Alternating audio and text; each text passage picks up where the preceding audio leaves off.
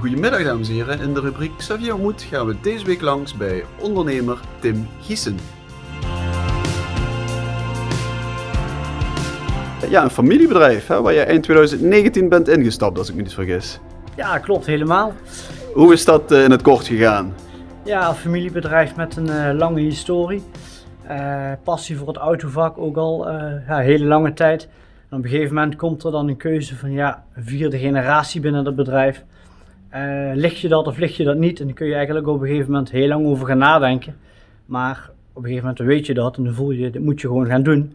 En die passie met auto's, die was er sowieso, toch? Die was er al. Jarenlang bleef ik verbonden aan het familiebedrijf, terwijl ik werkzaam was binnen de hospitality branche. Mm-hmm. En op een gegeven moment voelde het van, nu gaan we het doen. En dan moet je niet meer te lang nadenken, dan moet je het op een gegeven moment gewoon gaan doen.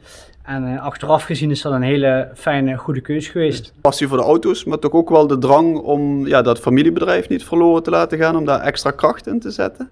Ja, dat klopt. Het is een familiebedrijf dat er al heel lang staat en ook al een hele lange naamsbekendheid heeft in de regio.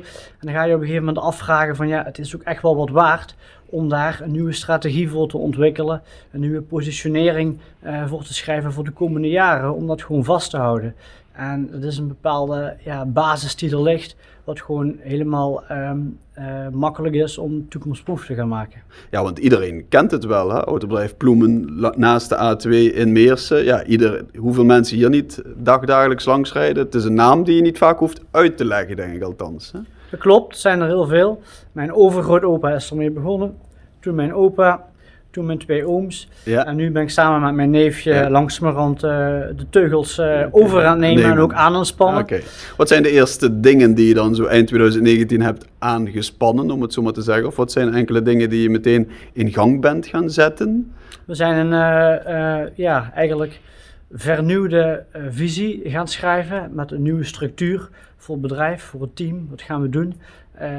Wat is ons occasionbeleid? Je hebt vaak een hele mooie auto dat je denkt, die past er nog wel bij om hier te verkopen. Maar je moet goed blijven bij wat de kern is, wat echt het DNA is van het bedrijf. En dat zijn eigenlijk auto's van 1, 2, 3, 4 jaar oud en niet ouder dan dat. Merk je soms dat er een rol speelt bij een verkoop van een auto, dat je een familiair karakter hebt? Ja, het voelt over het algemeen heel vertrouwd. Omdat je eigenlijk heel simpel kunt zeggen, nou ik ben Tim, dat is mijn neefje, dat is mijn oom. We zijn met z'n drieën, doen we hier de aansturing van het bedrijf en meteen ook de uitvoering van alles eigenlijk.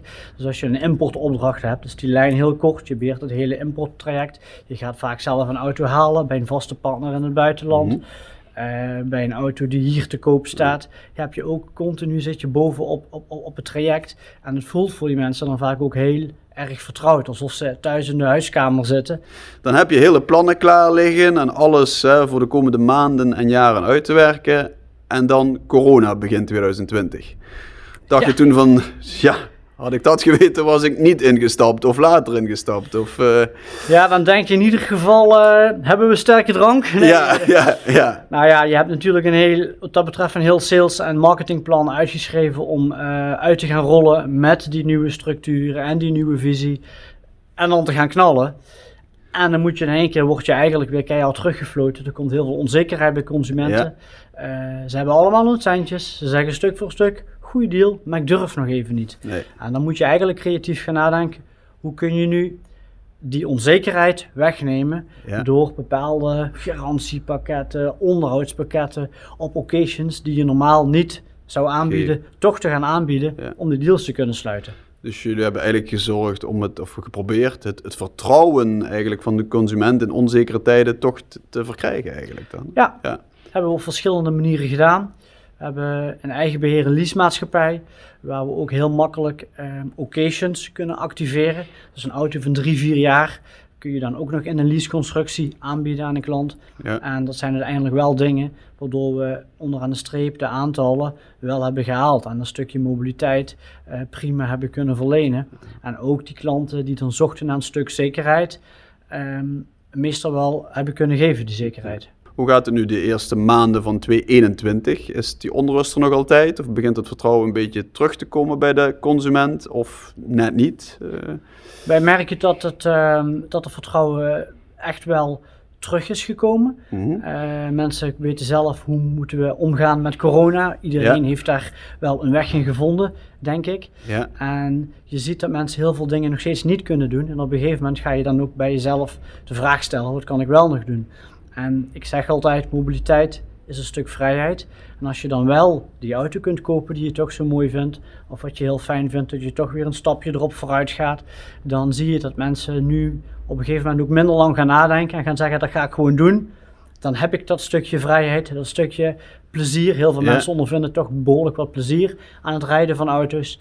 En die kopen die auto dan, omdat ze die dan uiteindelijk thuis op de oprit hebben staan en daar wel van kunnen genieten. Je had op een gegeven moment een trend van, of een trend in ieder geval, je zag het meer en meer van de deelauto's, leenauto's, sharing van auto's.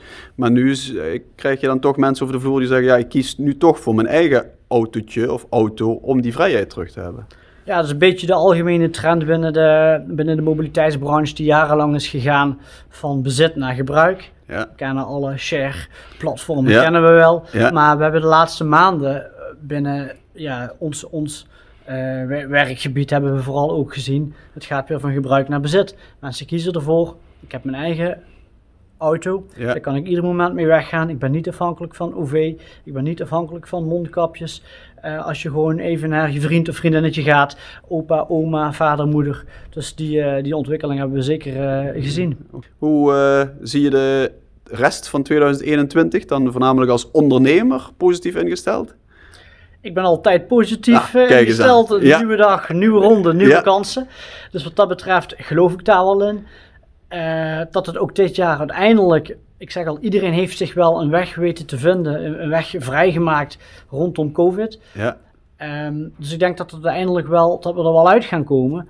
Alleen, het vergt bijzonder veel geduld, rust, concentratie, blijf bij jezelf. Als je geen gekke dingen doet, dan kan er misschien ook niet veel geks gebeuren. Maar ik begrijp heel goed dat de ondernemers zat zijn die in een andere branche werkzaam zijn, die niet meer weten wat ze moeten doen. Nee.